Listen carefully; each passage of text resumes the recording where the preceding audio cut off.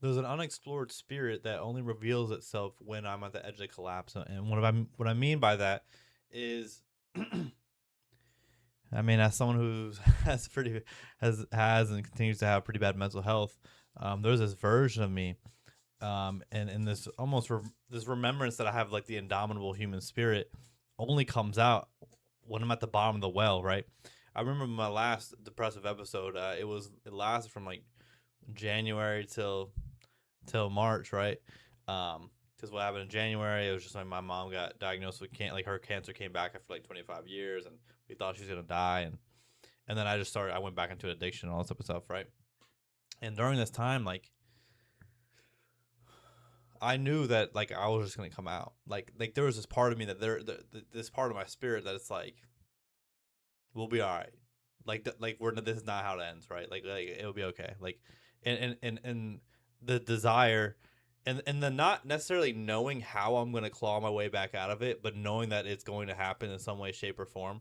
Um, but for other people in my life, it's a little bit more scary. Like for Julianne, when I'm in these deep episodes, and she's never really experienced anyone in her life um, that goes through depression. She has a lot of friends and herself who deal with anxiety, but dealing with deep depression, she's never really experienced this, so it's all like quite new to her, and a lot of it times it's scary, and it makes her think about the future when we have children and all this type of stuff, like where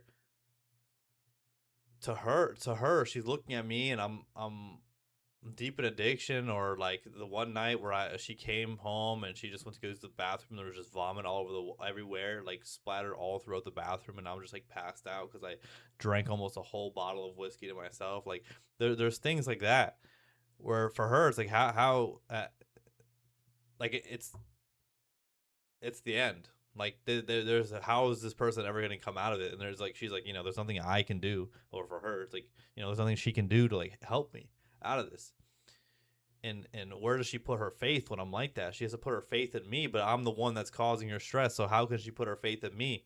And so it's very hard for others to see that unexplored part of my spirit that only shows up in these times, because in these times, like I think the very first time when I was 16 and I had my first episode that lasted like a year, uh I didn't even know I didn't even know it was possible to get out of it. I just assumed this was it.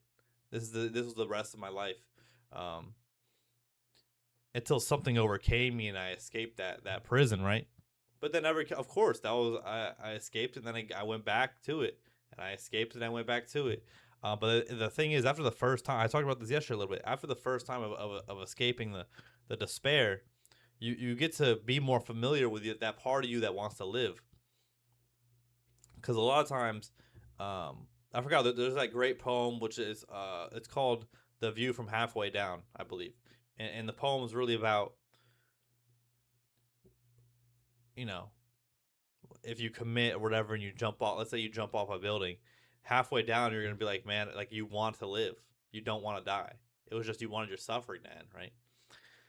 And I mean that's the thing though. Is this there's this part of you, there's this part of the spirit that just wants to continue living, and it's the ego and the flesh that is just like just trying to dismantle you. Even if it's existential issues, it's the body and the mind not knowing how to handle the spirit a lot of times. Um, and so yeah, so when you're at these points, when you're near death, there's a party that wants to live. I forgot what happened recently where this version of me. Oh yeah, when I went to the hospital, right?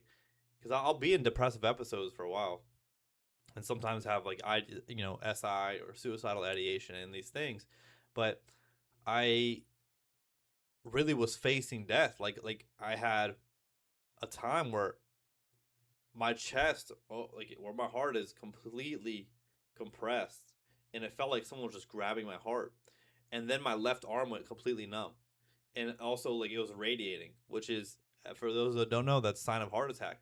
And in that moment, I started hyperventilating. Like I was freaking the fuck out, and it showed me once again this part of me that arises when I'm close to the edge.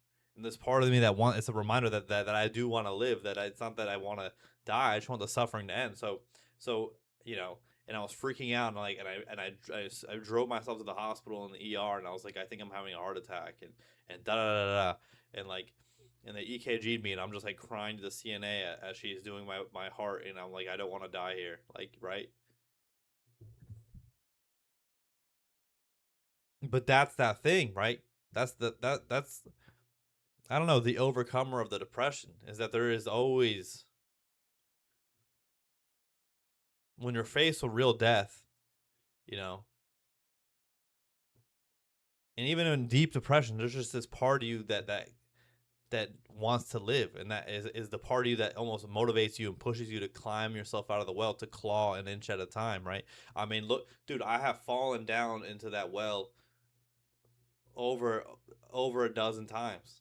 And every time it's not like oh like each time it looks better it's less scary. No, dude, the last time this last stunt it looked the worst. I mean, I was on the phone with the hotline. I was drinking a lot more. Like there was things I was doing that I've never done before. It definitely looked the worst, and that's why it was really scary for Julianne. And no one else really. I didn't let anyone else see that what was going on with me. But you know, and then I mean, actually, Julianne ended up like revealing to my family some of the stuff that was going on with me. But and they're terrified, right?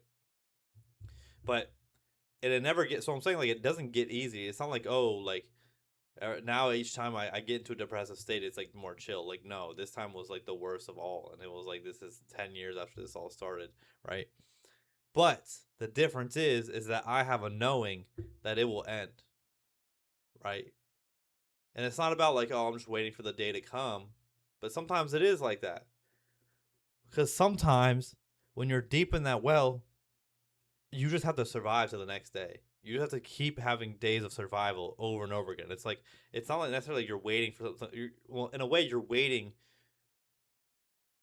to get to a launching point. You're waiting to get your nails to grow back so you can start clawing up again, right?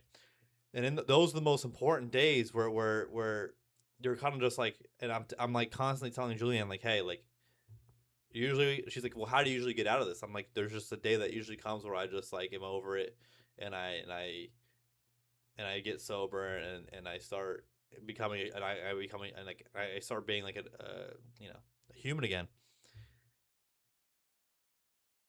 But both the me like surviving those days of just like just trying to like just being there and still like those days where I'm still in active addiction, but I'm not. But I'm like teetering that line of being on the edge. I never fall over the edge because there's this part of me that like knows better days will come. Like Julianne's Nana always says, um, this too shall pass. That really helped. That helped me a lot. It's a good mantra that I have, right? This too shall pass. What I'm saying is, it's like I was trying to think of a comparison. Like a comparison would be like this: when you're single, like I say, you go through a relationship, you do a lot of you like either you or the other person fuck up, whatever it is, and you have to do like a lot of growth. You literally you realize that you could have been a better man, a better woman, whatever, and you do all this work on yourself. But it's much different. You could do all the work you want on by yourself, but you don't know what you don't know until you get back into another relationship, till you become vulnerable again, till you allow another person in. Because I mean, I was single for like 3 years, just working on myself after 3 or 4 years, and then I met Julian. And I thought I fixed everything, but then I started dating Julian. It's like, oh, these old things are coming up from my previous relationship because you can only work on things like a lot of relation. Yes, you can work on a lot by yourself, but there's certain things in a relationship you can only work on while you're in a relationship, right? And there's things that are gonna get triggered, there's things that are gonna bring up, and so the my point being is when you can only get to know that part of you that wants to live when you're on the brink of death, right? Like when you're on the edge of collapse, that's the only time that part of you will come out, the indomitable human spirit. That is the only time. And you got to get to know that person and once you know that person that part of your spirit is there once part of your it's there twice you just know it's always going to be there so no matter how fucked up things look they can even the things can look worse than they ever looked ever but it's okay because you have this part of you that wants to live and wants to and it just has insane spiritual pressure bro that wants to just keep surviving wants to push forward wants to get back up on the horse get back up on the horse fall down the horse, you know. And sometimes like Julianne, me and Julianne will think like, yeah, but when, like, yes, you're doing good now, but I just think about when's the next time it's gonna be bad again. And I tell her, yeah, things are definitely gonna be bad again, but I just think about when they're like, then I'll just get back up again. It's which perspective you want to think. It's I keep falling, or it's I keep getting up when I do fall. And I think that's and the only reason I keep getting up when I fall is because there is this part of me, this unexplored part of my spirit that just wants to live, and that shows itself at the bottom of the well when I'm calling out to God, when I'm on my hands and knees begging for things to get better. Both God and this thing, maybe the Holy Spirit, whatever it is, raises me back up. Like, look at my fucking, look at this shit, bro. I'm fucking back, baby. That doesn't mean well, I'm always back, but I might fall again. That's okay. I'm definitely gonna fall again. That's just the nature of it. But anyways, quick video.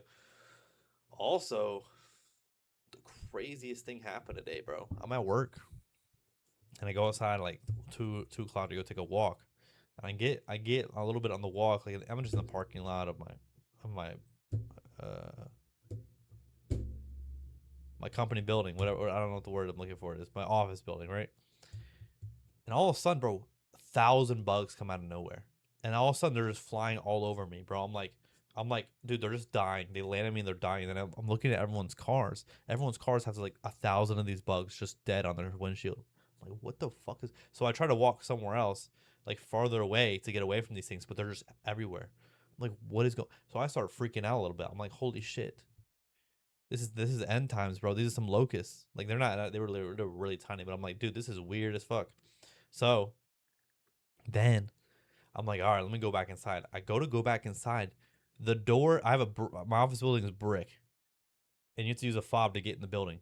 The brick, the surrounding brick on the door and the whole door was just covered in what I presume to be ants, like thousands of them. I go inside. I turn around on the corner of the floor where the door meets the wall, and all throughout the molding on the floor on both sides of the hallway, thousands of these bugs just dead. Like ants, what I thought was ants. I was like, what the fuck is going on, dude? I thought I was going schizo. So I get upstairs. I try to tell my coworkers, you guys need to check this out. No one really believes me, or they think I'm crazy. Finally, I bring one of my coworkers down there. I'm like, dude, look at this. She was like, what the fuck? What the fuck? I bring her outside. She's like, yo, what is going on, bro? This is terrifying. Like tens of thousands of these things. So then we look it up, bro. And the girl that I brought down to walk to show her, she had just walked like an hour ago, and she saw none of this. So they just came when I walked out there. So I call her up, or she looked it up. Dude, they were termites. It's like, what? Like, why is there dude? They had like little white, kind of like whitish gray wings. And then when I showed her, we looked at the ants on the inside of the building. Dude, they were the same. They were the fucking termites, but their wings had snapped off. All their wings were all over the floor. I didn't even see them the first time. Their wings were just scattered over the floor, and they're just now the body. It's like, what the fuck? What the fuck? Like, what is happening? I don't know why. Also, our building's brick, so they were dying because they had no food. But I don't know if I had to do because I have like there's like 4 or 5 forest fires in my area right now. I don't know if that had anything to do with it. The termites got evacuated, evicted from their home from the fire, or like what's going on. But the fire's been going on for like a week and a half now, so it's so weird that just randomly happened today. I don't know, but yeah, it was fucking. I thought it was in. I thought it was in the end times. Also, Revelations was coming, or no? What's that one book where the dude he has like was it Moses where the locusts come like the staff, and then he has a staff that you know what I'm saying. Anyways, guys, girls, gays, queers, and then these are anyone. Everyone, have a blessed rest of your Tuesday. I'll catch you guys on a beautiful Wednesday.